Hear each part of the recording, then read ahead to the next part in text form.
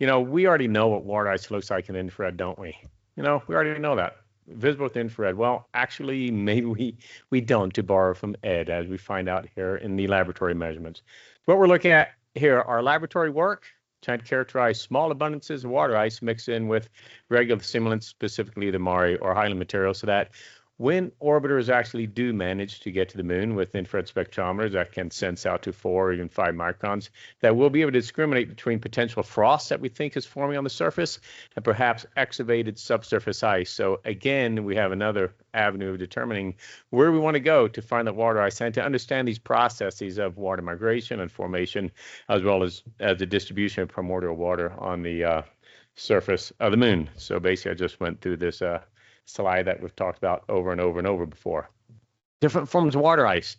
As I'd mentioned, there's big blocks of water ice, but most likely in the upper meter, it's very small amounts of water ice, a few percent. Cabeus impacting the Cabeus crater showed that.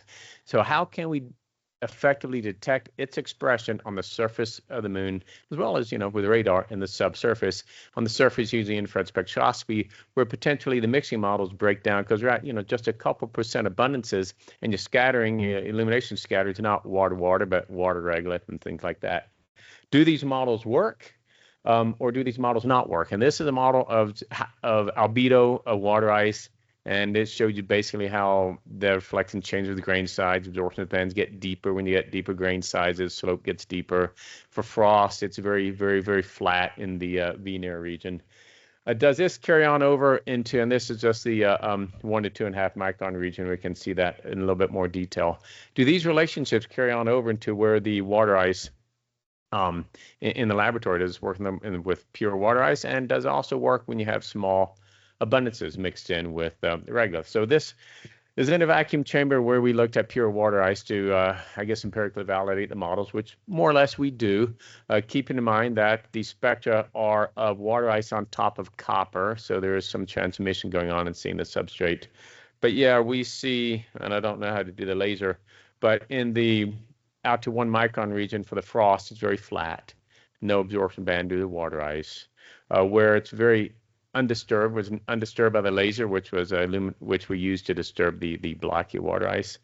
The water ice is very dark, and you don't have any absorption features in the 1.5 to 2 micron regions.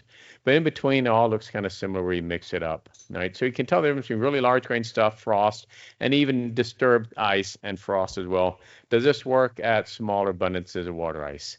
In other words, can we tell the difference between grain size and abundances? Is really the question that I'm posing, or is there degeneracy?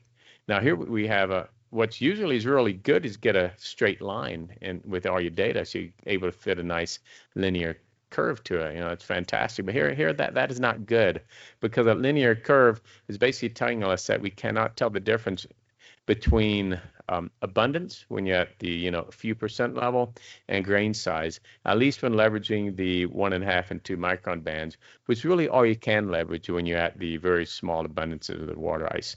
So that if the abundance goes down, then that looks very similar as if grain size went up. So that doesn't really help us understand if we're seeing frost versus excavated subsurface ice. That's unfortunate. But if we go out to longer wavelengths, maybe we'll have more luck with that. We saw some talks about 6 micron bands. And of course, about the 3 micron band is really, really sensitive to water, but also adsorb water. And so it's kind of a mess to understand. So what we did here is simply start with some simulant, to which we put in a vacuum chamber. We actually lased the simulant because it desiccated on the surface, and that exposed a fresh subsurface, had water ice in it. So we got deeper 3 micron and 2 micron bands in the green line. Then we exposed it to frost. And the biggest change we saw is a dramatic growth of the 3 micron band. So that's kind of hopeful. That's saying, okay, we have that degeneracy in the 1.5 to 2 micron region, but when you have frost, that 3 micron band is anomalously very large. What we also noticed is that the 6 micron band really wasn't affected much at all, if at all, by the presence of water ice and its changing of abundance. That was a little bit disappointing, but still very interesting. And now we just plot this out, showing the relative ratio of the 2 micron band to the various other bands. They have a very specific slope. The 6 micron band doesn't change. 1.5, 2 micron bands have a nice slope. But when you add frost, you can see that 3 micron band ratio to 2 micron is anomaly steep. I'm just saying 3 micron band is really, really deep. Okay, so I looked at mixing it differently. And that was just a intimate mixture of water ice prepared separately from the regolith. Now I took the lazy approach and I just put water in with the regolith and froze it out. And then I ground it all up and I put that in the chamber. Again, we had to, I believe I laser the surface. Yes, I did, because every time I put this in chamber, the very surface desiccates. So, you know, we have a challenge in the laboratory of managing the thermal temperature, thermal properties of the very, very surface, but fine. So the first spectrum here is desiccated surface in red. You don't see a 2 micron band as soon as we disrupt it with a laser. Isn't shown here. We see the 2 micron band. Interestingly, the 3 micron band didn't change. I find that quite intriguing. But we do know there's water ice. So that's the only way you'll get the 2 micron band. The 6 micron band, interestingly, didn't change that much either upon disruption. Now, after that, we started to expose it to Maryland air. As we know, it's very moist in Maryland. And with time, we built up more and more frost. You see the 2 micron band didn't change at first, but the 3 micron band kept growing till it saturated. And then the 1.5 and 2 micron bands started to grow when it became pretty much optically thick. The point here is that it's not a simple story, even when you leverage a 3 micron band.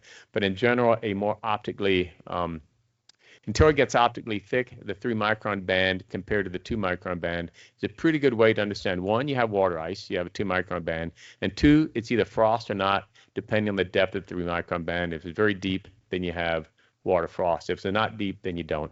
As you add more and more frost, and it doesn't change much other than the 2 and 1.5 micron bands get deeper.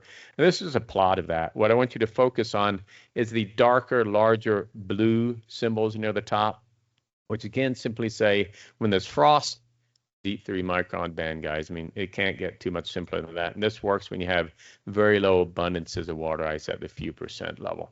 This is not relevant to when you have typical mixtures on icy satellites and all. So what do you have in conclusion? I don't need to read it too much, but said most of it. The intriguing thing is, I want to work with Paul on this, is understand that 6 micron band, why it seems to be insensitive to the presence of ice. Okay, yet it is present to H2O. Right, and that would be very useful when you're looking at PSRs and you don't see evidence for water ice, but you do see the 6 micron band. At least in that case, you do know that it is H2O, because you can't reliably determine the 3 micron band, that from the 3 micron band. So in summary, when we fly to the moon and we want to understand water ice, we need a spectrometer that goes out at least to 4 microns to fully characterize the nature of the 3 micron band in relationship to 1 and 2.5 micron bands. So Trailblazer would have been a great mission. And the use of this instrument that was selected for the next orbiter, that was along with the LTV instruments, should provide us the data that we need. Right. And I finished up early, I believe.